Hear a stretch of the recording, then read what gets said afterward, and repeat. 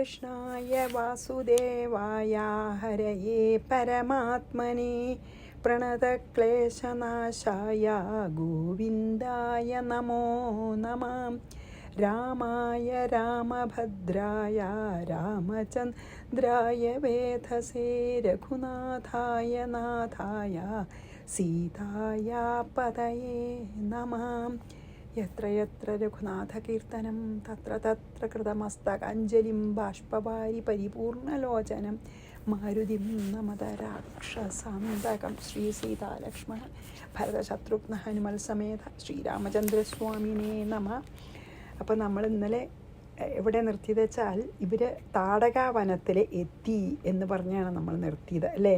എന്നിട്ട് താടകാവനത്തിൽ എത്തിയിട്ട് പിന്നെ വിശ്വാമിത്രൻ രാമനോട് ഇപ്രകാരം പറഞ്ഞു എന്നാണ്. അപ്പം നമുക്ക് 27 ചെയ്യേണ്ടത്. 27 നമുക്ക് ചെയ്യാം. അത്രാസ്തി താടകാനാമ രാക്ഷസീ കാമരൂപിണി ബാധത്തെ ലോകമഖിലം ജഹി താമവിചാരയൻ. എന്താണ് വിശ്വാമിത്രൻ പറഞ്ഞത് ശ്രീരാമനോടും ലക്ഷ്മണനോടും? അത്ര ഇവിടെ കാമരൂപിണി താടകാനാമ രാക്ഷസി. കാമരൂപിണി ചെന്തറിയോ? ഇഷ്ടമുള്ള രൂപം ധരിക്കാൻ പറ്റും. അവനവന് ഇഷ്ടമുള്ള രൂപം സുന്ദരിയായിട്ട് വേണമെങ്കിൽ നിൽക്കാം. ഇവർക്കൊക്കെ മായാവിത്തണ്ടേ, അതായത് മാജിക്ക് മായാവികളാണ് ഈ രാക്ഷസന്മാരൊക്കെ. അപ്പോൾ അവർക്ക് രൂപം മാറാനൊക്കെ പറ്റും. നമുക്ക് ഓർമ്മ ഉണ്ടല്ലോ അല്ലേ, ഭഗവാന്റെ കഥയിൽ തന്നെ. ഇപ്പോൾ നോക്കൂ, പൂതന എത്ര ഭംഗിയുള്ളൊരു സ്ത്രീയായിട്ടാണ് വൃന്ദാവനത്തിൽ വന്നത്. കുട്ടിയെ കാണണം എന്നൊക്കെ പറഞ്ഞ് വന്നത് കയ്യിലൊരു റോസ് മഹാലക്ഷ്മി പോലെ ഭംഗിയുണ്ടെന്ന് പറയേണ്ട ഭാഗവതത്തിൽ. മഹാലക്ഷ്മി പോലെ സുന്ദരിയായിട്ടൊരു സ്ത്രീയായിട്ടാണ് വന്നത് അല്ലേ. പിന്നെ ഭഗവാൻ പാല് കുടിക്കാൻ ജീവൻ കുടിച്ചെടുത്തപ്പോഴാണ് ആ രൂപം മാറിയത്. അപ്പോൾ പിന്നെ ആ രൂപം സൂക്ഷിക്കാൻ വയ്യാണ്ടേ ഈ വേദനിച്ചിട്ടേ, അങ്ങനെയല്ലേ ഉണ്ടായത്. അതേപോലെ തന്നെ ഇഷ്ടം പോലെ കാമരൂപേണയാണ്, ഇഷ്ടം പോലെ രൂപം മാറാനുള്ള കഴിവുള്ള താടക എന്ന പേരായിട്ടുള്ള രാക്ഷസി അസ്ഥി ഇവിടെ ഉണ്ട്. അഖിലം ലോകം, ഈ ലോകത്തിനെ മുഴുവൻ, ലോകത്തെ എല്ലാവരെയും ബാധിക്കുന്നു. എല്ലാവർക്കും പേടിയാണ്. താം അവളെ അവിചാരയൻ, മടി കൂടാതെ, അതായത് ഒരു ആലോചിക്കേണ്ട, ഹെസിറ്റേഷൻ ഇല്ലാതെ, വിത്തൗട്ട് ഹെസിറ്റേഷൻ, അതായത് രണ്ടാമത് ചിന്തിക്കുക പോലും വേണ്ട. ജഹി, എന്നിട്ട് കൊന്നോളൂ എന്ന്. സ്ത്രീയല്ലേ, കൊല്ലണ്ട, അയ്യോ പാവം, അങ്ങനെ ഒന്നും വിചാരിക്കണം. രണ്ടാമതൊന്നും ആലോചിക്കണ്ട, എൻ്റെ ഈ വാക്ക് കേട്ടോളൂ, കൊന്നോളൂ പറഞ്ഞു പിന്നെ വിശ്വാമിത്രനെ. അത്ര താടക അത്ര ഒരു എല്ലാവർക്കും അവിടെ ആ ഭാഗത്തു കൂടെ നടക്കണ മഹർഷിമാർക്കും ഒരു മഹർഷിമാർക്കും അവിടെ തപസ്സും ചെയ്യാൻ പറ്റില്ല. അത് കൂടെ പോണവർക്കൊക്കെ ഇവള് വലിയൊരു ശല്യമാണ്. ഒന്നുകിൽ കൊല്ലും, തിന്നും, അങ്ങനെ ഏത് രൂപത്തിൽ വേണമെങ്കിൽ എവിടെ വേണമെങ്കിൽ പ്രത്യക്ഷപ്പെടുകയും ചെയ്യാം ആ കാടിൻ്റെ ഉള്ളിൽ. അപ്പോൾ അങ്ങനൊരു എല്ലാവർക്കും ശല്യമായിട്ടുള്ളൊരു സ്ത്രീയെ ആലോചിക്കാനില്ല, രണ്ടാമതൊന്നും ആലോചിക്കാനില്ല, കൊന്നോളൂ എന്ന് പറഞ്ഞു. ഈ രാക്ഷസി കാമരൂപിണിയായിട്ടുള്ള ഈ താടകയെന്ന് പറഞ്ഞു. അത്രാസ്തി താടകാനാമ രാക്ഷസീ കാമരൂപിണി ബാധത്തെ ലോകമഖിലം. അതാണ് ലോകത്തിനെ മുഴുവൻ ബാധിക്കുന്ന ഒരു ബാധയാണ്. അപ്പോൾ പിന്നെ കൊല്ലലേ വേണ്ടത്. ജഹി താം അവിചാരയൻ, വിചാരിക്കാതെ അവളെ കൊന്നോളൂ എന്ന്. ഒരു സ്ത്രീയല്ലേ, അങ്ങനെ കൊല്ലാൻ പാടുമെന്നുള്ളതൊക്കെ വിചാരം ഉണ്ടാവാലോ. പിന്നെ അങ്ങനെ ശ്രീരാമൻ ഇതുവരെ ആരെയും കൊന്നിട്ടൊന്നുമില്ല. ആദ്യത്തെ നിഗ്രഹമാണ്. അപ്പോൾ അങ്ങനെ കൊല്ലാൻ പാടുമോ ഒരു സ്ത്രീയെ എന്ന്? സാധാരണ സ്ത്രീകളെ കൊല്ലരുതെന്നൊക്കെയല്ല, നിസ്സഹായമായിട്ടുള്ള സ്ത്രീകളെയും കുട്ടികളെയും കൊല്ലരുതെന്നൊക്കെയാണല്ലോ പറയുക. അപ്പോൾ അത് കാരണം അത് നല്ലോണം പിന്നെ ഒന്ന് ആലോചിക്കേണ്ടെന്ന് പറഞ്ഞു. ഇനി തഥേതി ധനുരാദായ സഗുണം രഘുനന്ദന ടംകാരമകരോത്തേന ശബ്ദേന പൂരയദ്യം. കേട്ടോ, തഥ ഇതി, അങ്ങനെ ശരിയെന്ന് പറഞ്ഞു. അങ്ങനെ ആവാം, ഞാൻ കൊല്ലാം എന്ന് പറഞ്ഞു കേട്ടോ. ഓഫ് കോഴ്സ് വിശ്വാമിത്രനല്ലേ പറയണേ, ശ്രീരാമൻ തീർച്ചയായിട്ടും ആവാമെന്ന് പറഞ്ഞു. രഘുനന്ദന, രാഘവൻ, സഗുണം ധനു ആദായ, ഞാൻ കെട്ടിയിട്ട്, ഗുണം കയറാണ്, അപ്പോൾ കയറ് വലിച്ചു കെട്ടിയ ഞാണിനെ, അതായത് വില്ലിനെ എടുത്തിട്ട് ടംകാരം അകരോത്, ശബ്ദമുണ്ടാക്കി. ആ വില്ലിൻ്റെ ആ വില്ല് വളച്ച് കെട്ടൂലോ ഒരു കമ്പി കൊണ്ടോ, ഗുണം ചിലപ്പോൾ കയറുകൊണ്ടോ എന്താ വെച്ചാൽ. അപ്പോൾ അതിങ്ങനെ വലിക്കുമ്പോൾ ഒരു ശബ്ദം ഉണ്ടാവും, ടങ്ങ് ശബ്ദം ഉണ്ടാവും. പിന്നെ പ്രത്യേകിച്ച് ഇപ്പോൾ മെറ്റൽ ഇതാണെങ്കിൽ എന്തായാലും ഇങ്ങനെ അത് വലിച്ചിങ്ങനെ വിടുമ്പോൾ ഒരു ശബ്ദം ഉണ്ടാവില്ല. അപ്പോൾ അങ്ങനെ ശരി, ഞാൻ അങ്ങനെ ഹനിക്കാമെന്ന് പറഞ്ഞു, കൊല്ലാമെന്ന് പറഞ്ഞിട്ട് എന്താണ് ശ്രീരാമൻ കയ്യിലുള്ള വില്ലിൻ്റെ ഞാണ വലിച്ച് കെട്ടിയിട്ട് അതൊന്ന് വലിച്ചു വിട്ടു. അപ്പോൾ ഒരു ശബ്ദം ഉണ്ടാവുമല്ലോ, തേന ശബ്ദേന, ആ ശബ്ദത്താൽ വനം അപൂരയത്, അത് അവിടെ മുഴുവൻ പ്രതിധ്വനിച്ചു. ആ ശ്രീരാമൻ വില്ല് വലിച്ചു വിട്ട ആ ശബ്ദം ഉണ്ടല്ലോ, അത് അത്ര ശബ്ദം ഉണ്ടായി. ഭഗവാനല്ലേ ഇത് ചെയ്യണത്. അപ്പോൾ ആ വനം മുഴുവൻ ആ ടങ്കാര ശബ്ദം കൊണ്ടങ്ങോട്ട് പ്രതിധ്വനിച്ചു. ടംകാരം തന്നെ പറഞ്ഞണം അല്ലേ, ടം ടം എന്നുള്ള ശബ്ദം കൊണ്ട് ആ കാട് മുഴുവൻ പ്രതിധ്വനി കേട്ടു. കാട് മുഴുവനാ അത് പരന്നു, ആ ശബ്ദം പ്രതിധ്വനിയായിട്ട് കേട്ടു. അപ്പോൾ തഥേതി ധനുരാദായ സഗുണം രഘുനന്ദന ടംകാരമകരോത്തേന ശബ്ദേന പൂരയ ധ്വനം. ആ വനം മുഴുവൻ ആ ശബ്ദം കൊണ്ട് മുഴങ്ങി. ഇനിയോ അപ്പം അത് താടകൻ കേൾക്കുമല്ലോ, താടക കേൾക്കാൻ വേണ്ടിയിട്ട് തന്നെയാണ് ശ്രീരാമൻ അങ്ങനെ ചെയ്തത്. അസഹമാന സഹിക്കാൻ വയ്യാതെ, തച്ഛ്രുത്വ അത് കേട്ടിട്ട് അസഹമാന സഹിക്കാൻ വയ്യാതെ, സാ താടക ഘോരരൂപിണി ക്രോധസമ്മൂർച്ഛിത രാമമഭിദുദ്രാവ മേഘവത്. തത് ശ്രുത്വ അതിനെ കേട്ടിട്ട് അസഹമാന സഹിക്കാത്തവളും, ദേഷ്യം വന്നു. ഘോരരൂപിണി, ആദ്യം കാമരൂപിണി പറഞ്ഞു, ഇഷ്ടമുള്ള രൂപം എടുക്കാൻ പറ്റിയേ.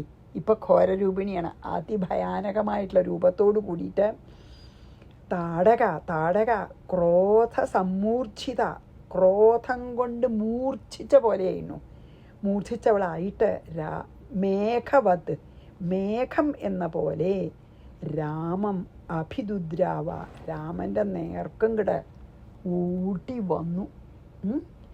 ഈ ശബ്ദം കേട്ടപ്പോൾ എൻ്റെ കാട്ടിൽ ആരാ ഈ ഒരു ശബ്ദം ഉണ്ടാക്കണ, വില്ല് അല്ല ഞാണ് മുറുക്കിയിട്ടുള്ള ശബ്ദം ആരാ ഉണ്ടാക്കണ എന്ന്, അതായത് എനിക്കൊരു ശല്യമായിട്ട് എന്ന്, അല്ലെങ്കിൽ ആർക്കാ ധൈര്യം എന്നുള്ള പോലെ അത് കേട്ട് സഹിക്കാൻ വയ്യാതെ ഘോര രൂപം പൂണ്ടുകൊണ്ട് ശ്രീരാമൻ്റെ നേരെ പാഞ്ഞടുത്തു. ആരാ? താടക. ചെറിയ കുട്ടിയാണ്, ഇതുവരെ ആരെയും കൊന്നിട്ടില്ല, ഒരാളോടൊന്നും ചെയ്തിട്ടില്ല.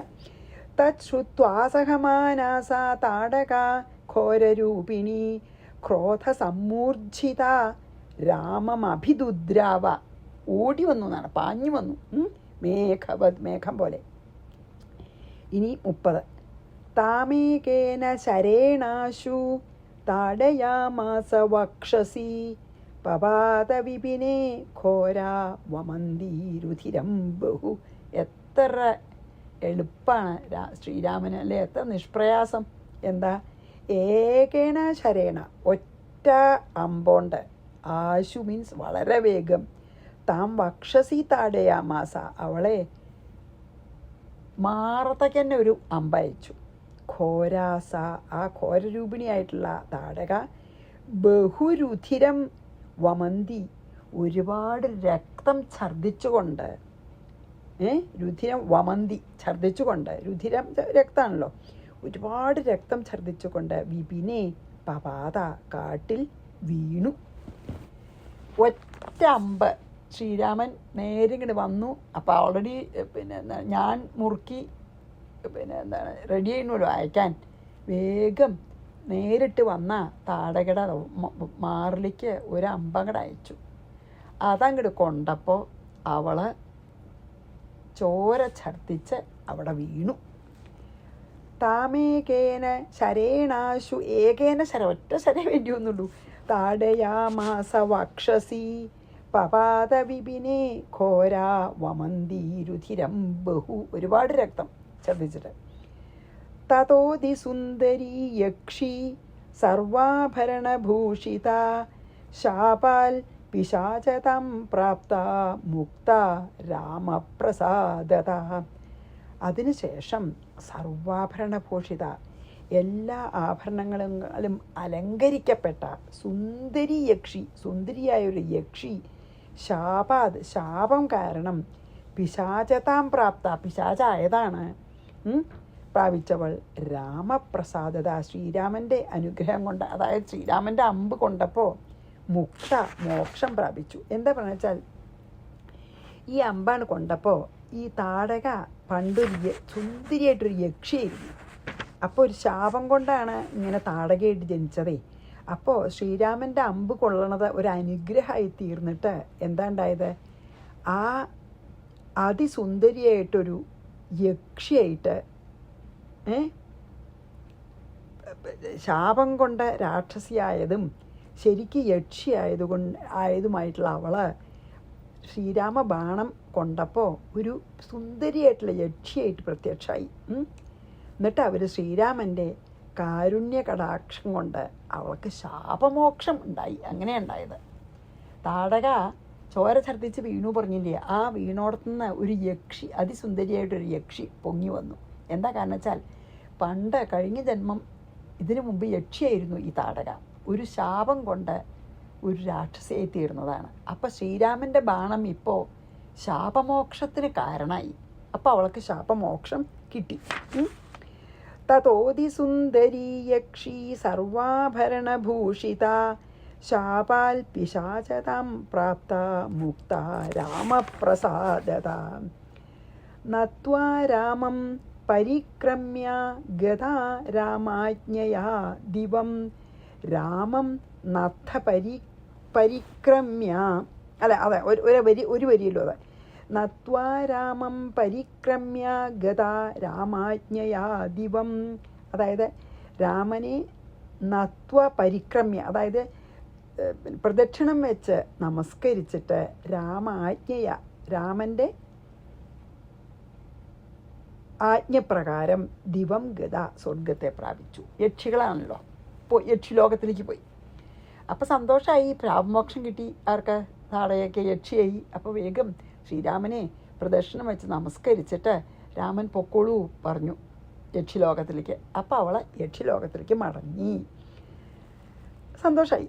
ഇനി ഏറ്റവും അവസാനത്തെ ശ്ലോകമാണ് ഈ 4-ാം സർഗത്തിലത്തെ.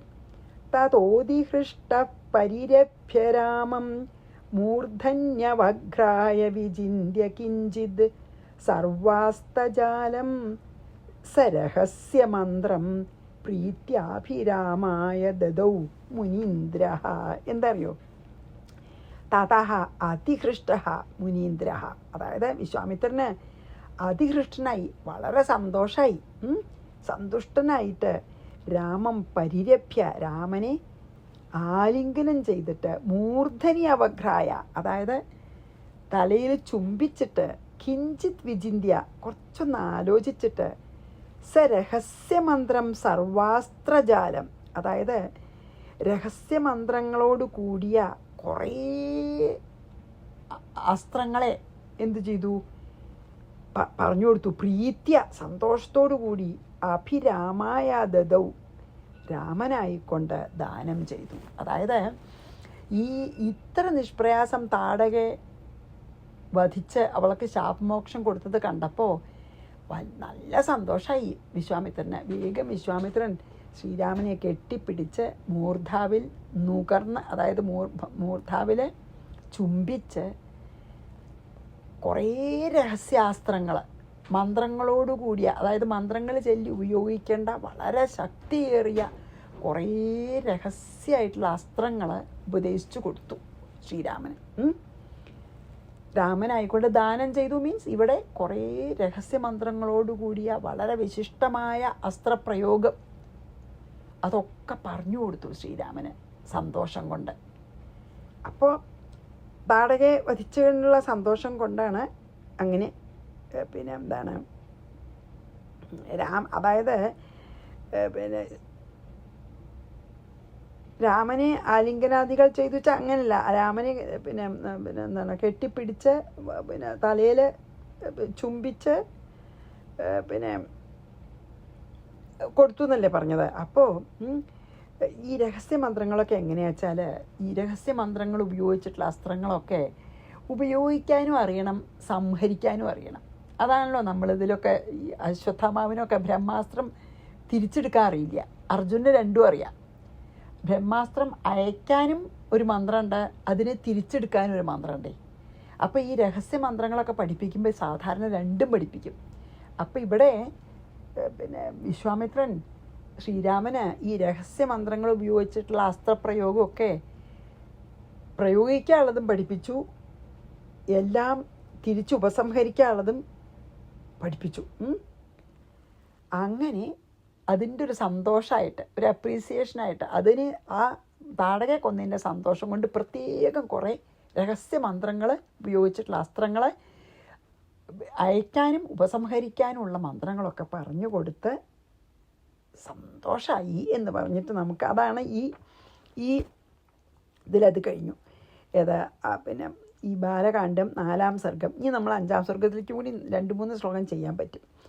അപ്പം 33 തതോതിഹൃഷ്ട പരിരഭ്യ രാമം മൂർധന്യവഘ്രായ വിചിന്യ കിഞ്ചിത്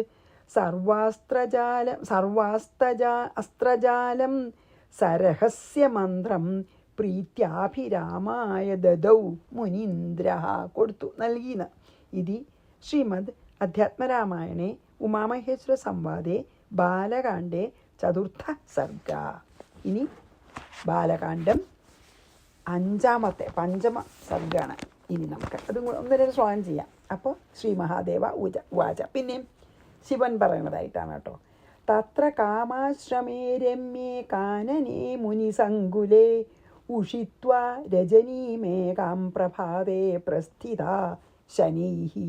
അപ്പോൾ താടകാവധം കഴിഞ്ഞു കേട്ടോ. മുനിസങ്കുലേ ധാരാളം മുനികൾ താമസിക്കണ രമ്യേ മീൻസ് വളരെ മനോഹരമായിരിക്കുന്ന തത്ര കാനനേ കാമാശ്രമേ, ആ കാട്ടിലെ കാമാശ്രമം എന്നൊരു സ്ഥാനമുണ്ട്. അവിടെ ഏകാം രജനീം ഉഷിത്വ, ഒരു രാത്രി കഴിച്ചിട്ട്. താടകാവനത്തിൽ ഒരു സ്ഥലമുണ്ട് കാമാശ്രമം എന്ന് പറഞ്ഞിട്ട്, അവിടെ ഒരു രാത്രി കഴിച്ചു കൂട്ടി. അന്ന് രാത്രി ഇപ്പം താടകയെ കൊന്നപ്പോഴേക്കും രാത്രി ആയിട്ടുണ്ടാവും, അതാണ്.